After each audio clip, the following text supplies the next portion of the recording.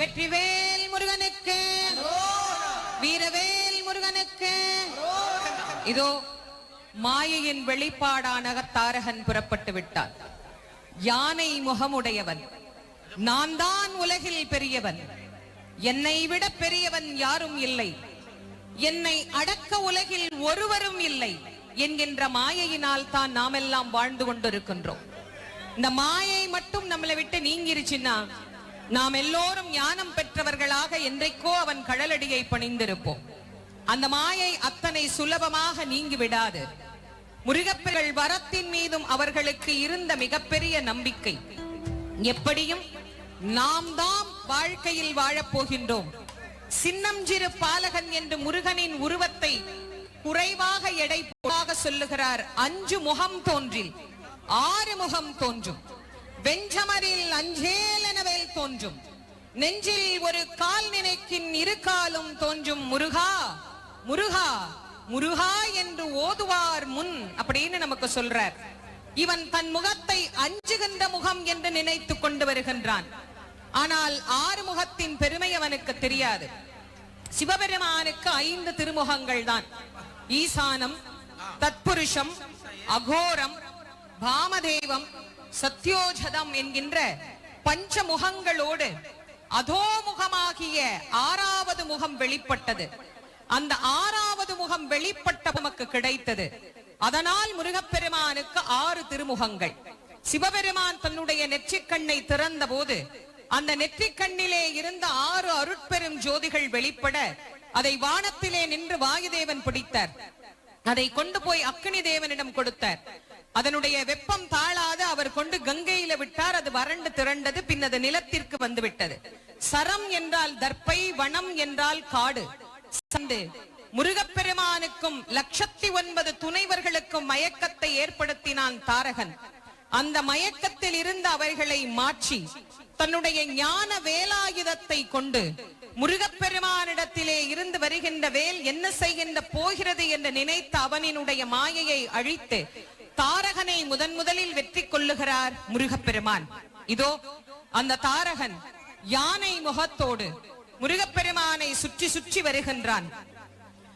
எல்லாம் எனக்கு தெரியும், இந்த சின்ன குழந்தை என்னை நோக்கி ஏன் வந்திருக்கிறது, நானே உன்னை அழித்து விடுகிறேன், நீ இதை தாண்டி எப்படி என் சகோதரனிடத்தில் போகிறாய் பார்க்கலாம் என்று தன் சகோதரனாகிய சிங்கமுகனையும் சூரபதுமனையும் காக்கும் பொருட்டு தாரகன் தான் யார் என்பதை உணர்த்துவதற்கு முருகப்பெருமான் முன்னால் வந்து நின்று கொண்டிருக்கின்றான்.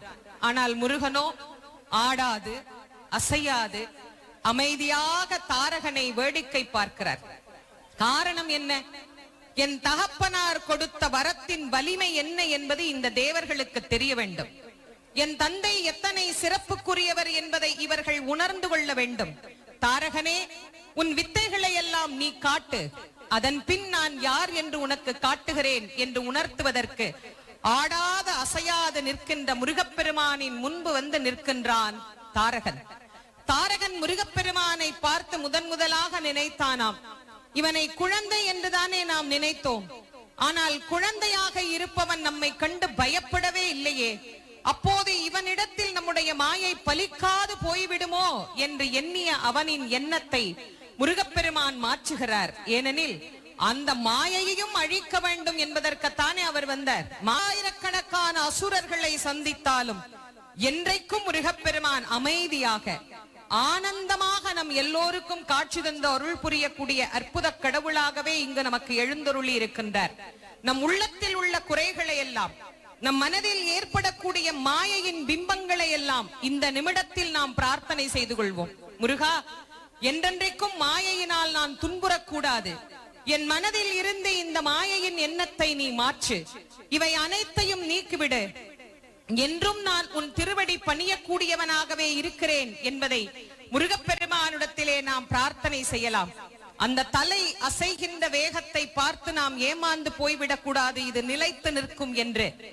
ஆடிய ஆட்டத்தை எல்லாம் அடக்குவதற்காகத்தான் ஆடல் வல்லான் ஒரு குழந்தையை பெற்று அனுப்பி இருக்கிறார் என்பது தாரகனுக்கு அப்போது தெரியவில்லை.